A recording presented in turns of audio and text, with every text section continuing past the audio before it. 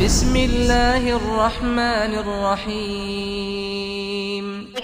Kita tampung dulu ya, kita tampung dulu 1-2 termin, kemudian 1 pertanyaan dari ibu-ibu dan 1 pertanyaan dari bapak-bapak. Dipersilakan dari ibu terlebih dahulu. Oke, Mbak yang berbaju biru Tosca, silahkan sebutkan nama, kemudian dari mana. Oke, nama saya Leli. Sekarang saya bekerja sebagai translator di salah satu perusahaan multinasional di Jakarta Selatan dan juga sebagai translator di GBI dan juga untuk Rick Warren Ministry for right now. So I'm still in video. So I want to ask to Ustadz K. Shuri. Wow, yeah, I really want to ask to you. Boleh milih loh Ustadz. Iya, it's okay ya. Okay, so yeah, I really want to know why you are state and choosing Islam as the right path. Meanwhile, Jesus said briefly, I am the way and the truth of life. Nobody comes to the Father except through me. Yeah, I really want to know why you are finally choosing Islam as the right path and living Jesus and Christianity as the right way. Thank you. Masya Allah, Masya Allah. Mbak Leli. Iya, Mbak Leli Muslim? Belum? Belum. Baik. Not yet. Baik. Iya. Syukran. Thank you very much indeed for your kindness, sister, that you asked me in English. So our brother, because we have also from abroad, not only from Indonesian, who not fluently speaking bahasa, ya. Tapi kalau Filipina itu jangan dipercaya, dia bahasa Betawi, bahasa Sunda, bahasa Jawa dia udah bisa. Jadi hati-hati itu kalau ngomong sama dia. Iya, Mbak Leli, Kristen, Catholic, karismatik. Oh, karismatik. Denominasi karismatik. Oh iya. Boleh tahu nggak dari gereja mana? GBI. Welcome. Oke, ya baik. Begini, kenapa Kainama memilih Islam as the right path? Never. I'm sorry to say that because I already repeated several times before. Jadi sudah beberapa kali saya ulang sebelumnya bahwa saya tidak pernah memilih Islam. Asli. Ketika saya jadi Kristen, ngelihat Islam tuh rugi. Nggak bisa makan babi kecap, nggak bisa toki-toki dogi. Maaf ya, saya main piano. Pada suatu kali Ustadz Anwar rekam waktu kita di kedutaan besar India tuh di seberang tuh. Jadi ada piano kita main, saya main udah nggak tahan, terus kata Ustadz Anwar nggak tahan nih ya, main aja mumpung belum ada orang. Ternyata udah rame. Terus saya buka piano, saya main, di videoin sama Ustadz Anwar, saya main piano. Terus tersebarlah itu. Waktu itu belum ada YouTube, masih di antara komunitas. Saya dibilang apa? Ustadz bid'ah. Ustadz Anwar. Padahal Ustadz Anwar tuh yang tanggung jawab mestinya, dia yang rekam saya lagi main piano. Begini Leli, saya tidak pernah pilih Islam. Beneran. Wallahi. Islam yang pilih Kainama. Setiap manusia di seluruh muka bumi ini tidak ada yang punya kekuatan atau power untuk mengucapkan, aku menentukan, aku yang memilih, aku mengalah. Biasanya ada calon pengantin suka ngomong gitu, udah biar kita yang ngalah, kita jadi Islam. Siapa lu? Kau merendahkan Allahku. Enggak, saya ngalah aja supaya satu rumah jangan ada 2 nakoda. Ini bukan masalah Tanjung Priok. Satu rumah ada 2 nakoda. Kenapa nakoda dibawa-bawa? Enggak ada urusannya. This is your nature. Somehow or anytime. Somehow or anyhow, sometime or anytime, you will come back to your nest. Udah bukan home lagi, nest. Kau akan pulang ke sarangmu. Sekuat apapun kau bilang Islam itu poligami tidak bagus agamanya, nabinya, apa nih Ustaz? Itu muter aja Ustaz. Di dunia YouTube itu muter aja. Dari itu ke itu aja. Nabinya orang Islam tuh menikahi anak kecil. Padahal dia kalau buka Sefaria, kitabnya Sefaria, Talmud, Targum, Midrash, dia baca Ribka, istri dari Bapak Ishak itu, Ishak artinya tertawa, putra dari Abraham, Baraha, berkat, manusia, bapa dari semua bangsa itu. Anaknya namanya Ishak, artinya tertawa, menikahi Rebeka ketika beliau itu berusia 3 tahun lebih 10 hari. Islam aja diginiin. Menikahi perempuan di usia 6 tahun, 9 tahun, come on. Ibunda Maria, Virgin Mary yang kami umat Islam muliakan dengan sangat luar biasa, dikasih satu surat, itu menikahi Bapak tua Joseph, usia 90 tahun itu Bapak tua Joseph, lalu Mary usia 11 tahun 2 bulan. Dan beliau yang kami muliakan dengan surat itu, ya, kami tidak pernah usik-usik umurnya, wallahi. Beliau melahirkan Jesus, Yeshua HaMashiach, Isa HaMasih, pada saat usia 12 tahun 1 bulan. Dan semuanya tercatat jelas. Islam. Bagaimana saya milih Islam, Lel? Bagaimana gue milih Islam? Nggak mungkin udah tahu begitu, ya kan? Nabinya perang di mana-mana, berdarah-darah tangannya. Begitu saya bertemu dengan salah seorang rabai, terus saya tanya, Rabuni, can I ask you one question please? Yeah, what do you think about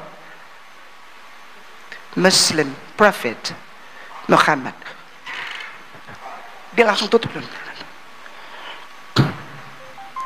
Huwa ani benedote. Huwa ani benedote. Jangan ngomong sembarangan. Itu sepupu kami. Maka itu ada keluar yang kita baca, yang ngetop sekarang nih. Itu apa? Bukan yang ada kaosnya itu, tapi saya nggak berani ngomong, takutnya ntar promosi lagi. Hikom matakim, pernah dengar kan?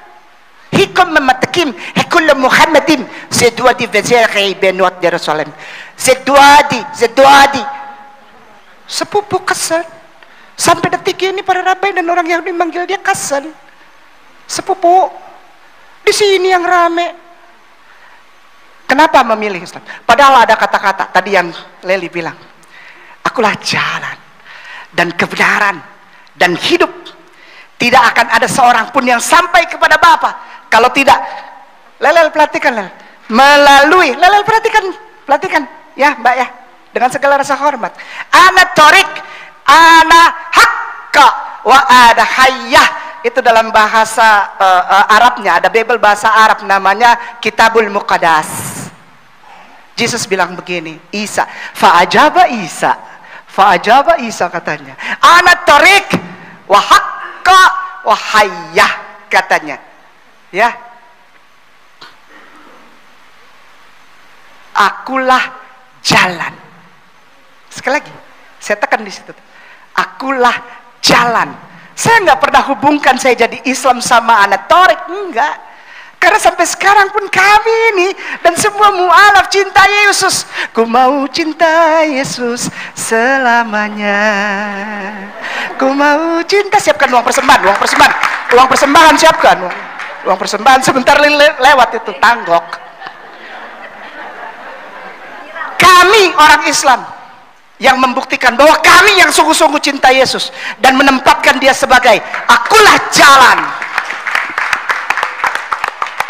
Kami tidak bikin dia lebih daripada apa yang dia bilang. Ketika dia bilang ana torik, akulah jalan, ya udah, kami muliakan atas kata-katamu. Jalan bukan tujuan. Yesus tidak pernah bilang akulah tujuannya, tidak, tapi dia bilang Bapa.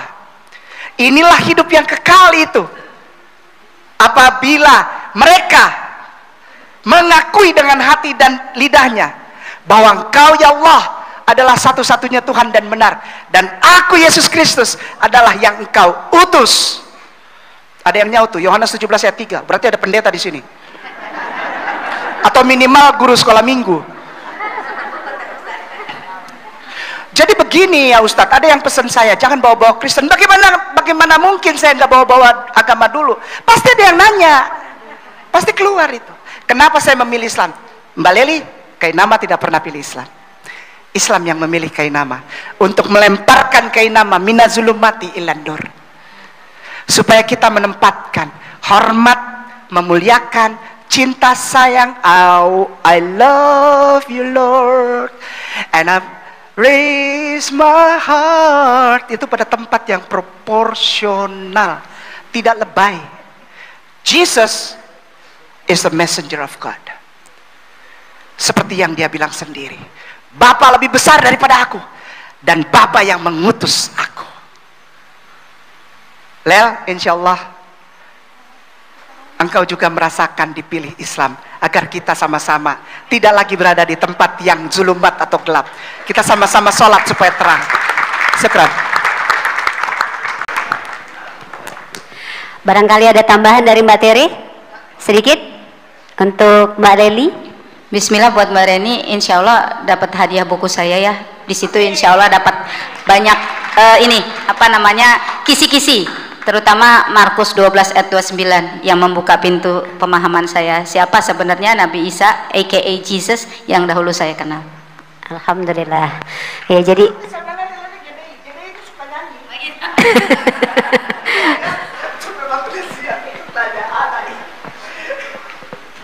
iya, tafadhal. Sebutkan nama dan profesi boleh. Assalamualaikum warahmatullahi wabarakatuh. Nama saya Ekotan, saya dari Masjid Lause. Ada tanda-tanda setan yang berkeliaran di sekitar kita, tapi kita tidak tahu. Pertama itu ada tas atau sepatu mereknya Converse. Nah, Converse itu kan artinya dibalik. Jadi bintang yang satu di atas dengan dua di bawah. Itu kalau dibalikan jadi dua di atas, itu kode dari Baphomet.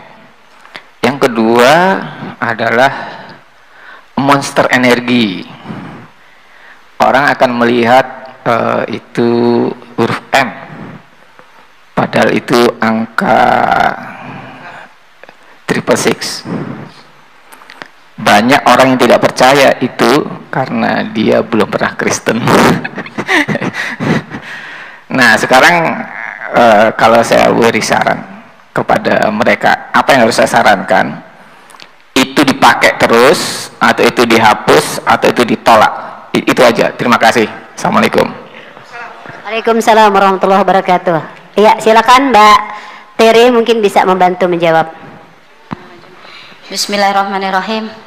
Masya Allah, ini saya tiba-tiba teringat surat Al-Hasyr ya, ayat 18 ya. Yang percaya sama hari akhir harusnya dia sadar kan, menyadari apa yang akan dia lakukan ini harus dia pertanggungjawabkan. Jadi kalau kita bangun, kita milih mau makan produk-produk Zionis, apa mau makan produk-produk saudara-saudara kita seakidah, ya kan? Kalau buat sarapan, terus pakai sabunnya mau sabun apa? Terus ini ibu-ibu nih terutama ya, karena seringkali menjadi manajer keluarga. Kita harus paham bahwa di balik semua kegiatan muamalah kita sesungguhnya sedang beribadah, dan setiap hal itu kita harus paham. Dan Masya Allah tadi luar biasa reminder dari saudara kita bahwa banyak dari antara kita nggak sadar ada sistem dajjal yang sedang dan sudah sejak lama ya dipersiapkan begitu rupa oleh kaum kufar yang bisa dibilang mandor utamanya adalah para Zionis, yang memang mereka menunggukan Mesias mereka ya. Kalau kita nungguin Al-Masih yang benar ya, Nabi Isa alaihissalam, mereka menunggu Al-Masih Ad-Dajjal. Dan kebanyakan dari umat muslim nggak sadar kalau ikut-ikutan ya. Kayak gini-gini teman-teman, hati-hati ya. Kalau pada paham, ini bukan love ya. Kayak gini, ini bukan gaya keren, bukan. Itu panggilan-panggilan untuk membangun bawah sadar kita untuk terkait dengan simbol-simbol mereka. Nanti kalau ada waktu baca Sistem Dajjalnya Ahmad Thompson, buku seorang mualaf yang luar biasa, menelaah begitu banyak tanda-tanda yang nyata yang dilakukan oleh mereka, karena protokol Zion itu beneran ya teman-teman ya, termasuk yang dilakukan sama umat muslim saat ini. Maka jangan heran banyak normalisasi negara Arab, tapi kok begitu sih negara Arab sekarang di Riyadh boleh lo lepas hijab. Iya, makanya jangan ngikut Islam karena ngikut Arab, ikut Islam karena ikut Rasulullah Sallallahu Alaihi Wasallam. Mungkin itu yang saya bisa share. Silakan Ustaz.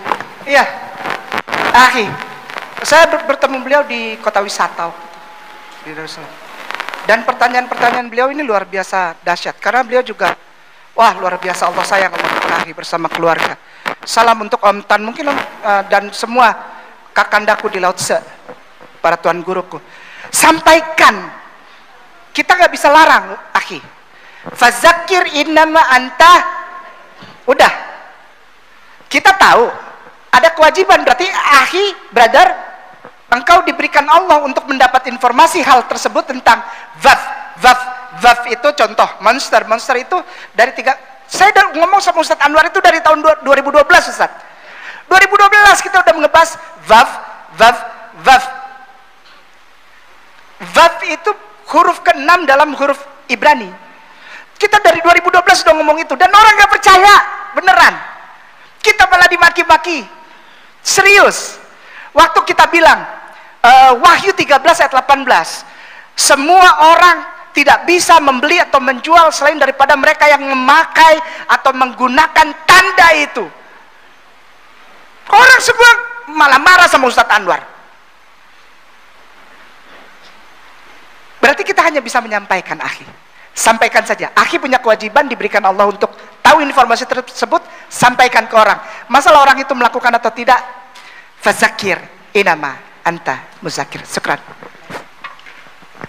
Ya, kita masih punya waktu sekitar 3 menit lagi ya. Jadi sebelum nanti, oh iya, masih ada satu pertanyaan lagi dari ke sini dulu ya, akhwat dulu ya, ke akhwat dulu.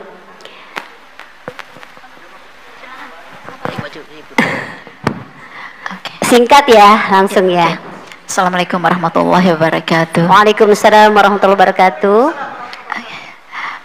Saya Nedia, ibu rumah tangga. Saya bukan siapa-siapa. Saya bersyukur sekali, alhamdulillah ya Allah, kita dipertemukan di forum ini. Mungkin ini kebetulan ada Pak Ketua, bisa mungkin diadakan saya baru sekali nih seumur hidup saya menghadiri ini ya. Jadi mungkin bisa Pak Ketua diadakan lebih sering lagi. Karena ini luar biasa, Ustadz Kaimana dan Ustazah Tere. Kainama, maaf. Saya sampai menangis, saya sampai menetes air mata tadi melihat Mbak Tere yang luar biasa. Ya, Anda memberikan inspirasi luar biasa kepada saya pribadi dengan usia yang sudah senja ini gitu.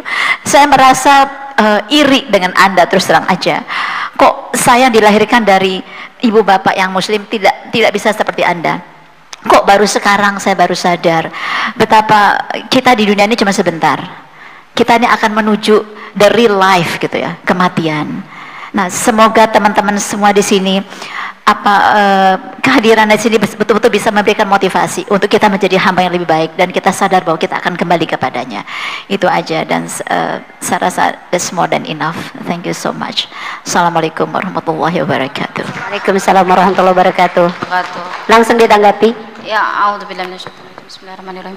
La haula wala quwwata illa billah. Ibu, lagi-lagi ini bukan tentang saya, ini semua tentang kasih sayang Allah yang kalau kata orang-orang suka sekarang sering dengar nggak sih Islamofobia? Itu sebuah oksimoron. Nggak mungkin, kita semua itu muslim, bagaimana kita bisa fobia? Dan kita semua akan kembali kepada Allah dengan mengaku Allah adalah Rabb kita. Bagaimana mungkin kita takut? Ya, kita pasti kan ketemu gitu. Dan ini semua adalah tanggung jawab kita sebagai yang sudah bersyahadat untuk menyampaikan agama dakwah ini dengan sebaik-baik akhlak, karena Rasulullah sudah menyontohkan. Amin. Wallahu a'lam bishawab. Baik, satu pertanyaan lagi dari Ikhwan. Silakan.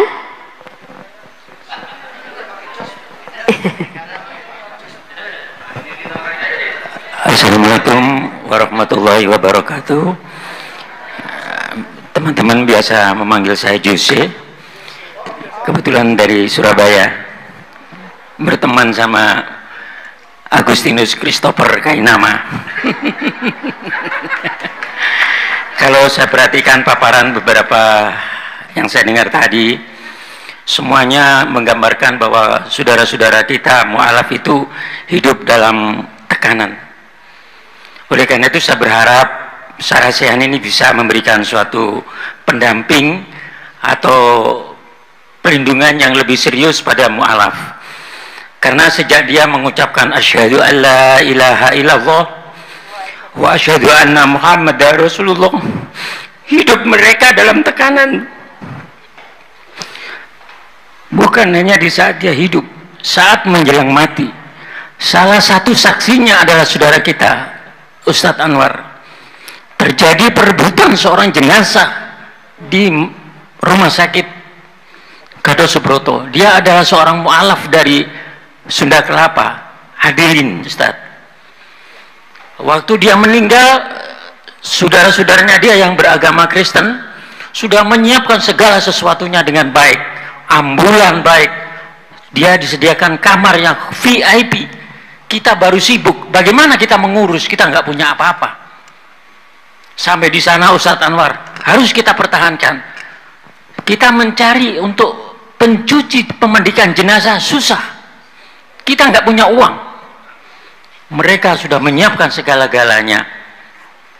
Akhirnya kita bermusyawarah dan kita nelpon Ustadz, Ustadz ini jenazah mau diambil oleh, pertahankan, kita petarung, katanya. Ya syukur, kalau kan kita tahu bahwa orang mu'alaf itu tidak semuanya petarung seperti orang Ambon itu. Tapi alhamdulillah dengan sekuat tenaga Ustadz Anwar sampai pagi hari akhirnya kita bisa mempertahankan jenazah itu dengan negosiasi. Kita pun sampai lupa bahwa di sini itu kita punya ambulan 2. Bingung waktu kita mau ngambil jenazah Adilin itu. Akhirnya alhamdulillah Ustadz Anwar, kita kan punya jenazah ambulan gitu loh. Inilah hal-hal yang seperti ini adalah salah satu contoh saja. Lebih banyak yang kita jadikan seperti ini. Bahkan mereka sudah muslim, ketika meninggal di tengah-tengah keluarganya, mereka dimakamkan secara non muslim. Inilah yang perlu menjadikan perhatian kita semua.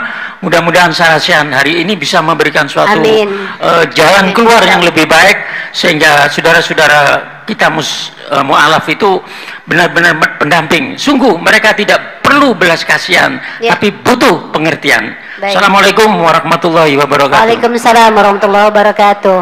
Ya, tadi juga langsung direspon oleh Bapak Ketua kita, kalau barangkali mu'alaf ada kendala tentang ambulans Masjid Agung Sunda Kelapa, alhamdulillah punya ya Pak Ketua ya. Ya. Silakan Pak Ketua. Bisa menanggapi ini. Jadi alhamdulillah bahwa fasilitas untuk itu kita ada. Jadi ya tadi disampaikan, lupa ada Sunda Kelapa, ya kan? Jadi Masjid Sunda Kelapa adalah milik semua. Termasuk tadi sahabat saya menyatakan kalau ada mu'alaf yang tiba-tiba masuk Islam diusir dari rumahnya, monggo silakan. Sementara kita bisa nampung ala kadarnya, itu ya. Jadi alhamdulillah kita ada gedung di situ yang masih kosong, tapi ya dengan ala kadarnya. Dan orang diusir dari rumah kan bingung, datanglah ke Sunda Kelapa, temuilah Ustadz Kamil, Ustadz Anwar dan sebagainya, nanti biar kami selesaikan ya. Kita saudara jadi harus lakukan itu ya, insya Allah nanti ini diberkahi oleh semuanya ini. Saya kira itu. Terima kasih. Alhamdulillah langsung direspon oleh ketua kita. Ada tanggapan, silakan. Bismillah. Izin Pak Ketua, kalau boleh saya juga ingin urun rembuk, karena sepertinya umat Islam saat ini terlalu tersekat-sekat ya. Padahal Rasulullah SAW itu memberikan contoh yang sangat nyata, bagaimana ketika muhajirin, dia dengan susah payah meninggalkan semuanya dari Mekah menuju Madinah, itu disambut dan dipersaudarakan dalam artian yang sesungguhnya. Ada saudara baru. Nah, qadarullah umat Islam Indonesia kita punya PR, tantangan yang sangat luar biasa. Bagaimana kalau misalnya mungkin kalau ada mualaf lain kali ya, jika itu akhwat, maka mari kalau bisa ada jamaah yang siap bisa menjadi saudara gitu. Kalau yang ikhwan silakan. Jadi supaya nggak kasihan guru-guru sendirian itu terus gitu. Biasanya ya Ustadz ya, biasanya kan hanya terpusat pada tadi yang Masya Allah yang sudah membina mualaf. Jangan mereka saja, kan pada pengen masuk surga kan. Nah ini ibu tadi yang sudah mendapatkan pencerahan-pencerahan, silakan mari jadi volunteer membersamai mualaf, insya Allah dapat unta merah di jannah. Amin. Amin, amin ya rabbal alamin. Sekali lagi kita berikan tepuk tangan doa untuk kita semua yang hadir di sini.